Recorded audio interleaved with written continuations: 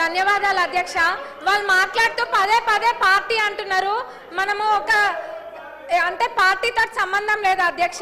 ఇప్పుడు మర్యాద అనేది, సంస్కారం అనేది మనం పెద్దలకు ఎప్పుడైనా ఇస్తా ఉన్నామో అదే చిన్నప్పటి నుంచి కూడా నేర్చుకుంటున్నాము. మరి ఏం నేర్పియాలనుకుంటున్నారో మాకు అర్థం కావట్లేదు. అంటే పార్టీతో సంబంధం లేదు. ఇప్పుడు ఒక తండ్రి లాంటి వాళ్ళు కడియం శ్రీహరి గారు మా అందరికీ కూడా ఒక తండ్రి లాంటి వాళ్ళు, వయసులో పెద్దవాళ్ళు, ఎప్పటి నుంచో కూడా శాసనసభ్యులుగా ఉన్నారు.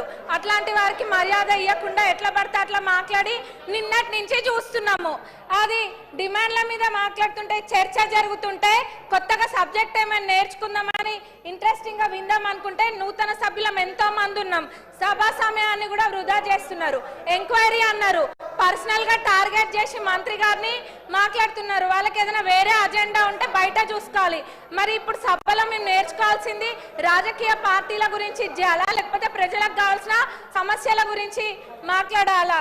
మరి ఇప్పుడు నూతన సభ్యులకి వీళ్ళు నేర్పించే సాంప్రదాయం ఇదేనా? దీన్నే క్యారీ ఫార్వర్డ్ చేయాలా? ఎంక్వైరీ చేస్తానని మా ముఖ్యమంత్రి గారు నిన్ననే చెప్పిండ్రు. అంటే వాళ్ళ ఉద్దేశం ఏంది? ఎంక్వైరీ చెయ్యాలనా చెయ్యొద్దనా?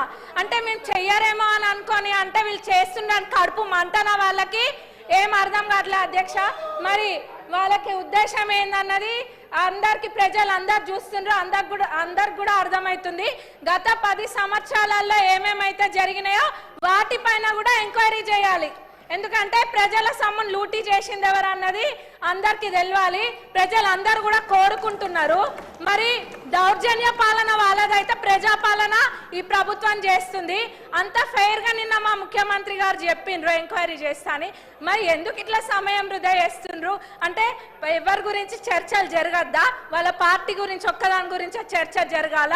వాళ్ళు గెలవలేదన్న ఫ్రస్ట్రేషన్ లో వాళ్ళు ఉంటే ఇంకా వేరే ఎవరు ఏం మాట్లాడద్దా? బీజేపీ వాళ్ళు మాట్లాడద్దా? ఎంఐఎం వాళ్ళు మాట్లాడద్దా? సిపిఐ వాళ్ళు మాట్లాడద్దా? మేము అసలు విని ఏమైనా మాట్లాడదాం అనుకుంటే కొద్ది గొప్ప ఇంత కొంత నేర్చుకుంటే ఆ ఉన్నదంతా కూడా ఎగరగొట్టేటట్టు ఉన్నారు వాళ్ళు. నూతన సభ్యులకైతే మొత్తం ఇదిగా ఉంది.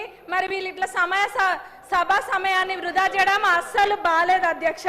మరి ఎంక్వైరీ చేస్తాక ఇది చేయడము చిన్నపిల్లల ఆట లెక్క ఉంది. ఇదంతా కూడా ప్రజలు గమనిస్తున్నారు. ధన్యవాదాలు అధ్యక్ష. మీరు సభను ఆర్డర్లో పెట్టండి. డాక్టర్ రాఘమయ్య. ధన్యవాదాలు అధ్యక్ష. ఈరోజు ఈ సభను చూస్తే ఎంత ఆవేదనతో, ఎంత భారమైన హృదయంతో ఈరోజు నేను చెప్తున్నా అధ్యక్ష. ఒక ఎస్సీ ఎస్టీ ఈ స్టేజ్కి రావాలి, ఒక శాసనసభ్యులు అవ్వాలన్నా, ఒక చదువుకోవాలన్నా ఎన్నో సవాళ్ళు, ఎన్నో సమస్యలు అధిగమించి ఈ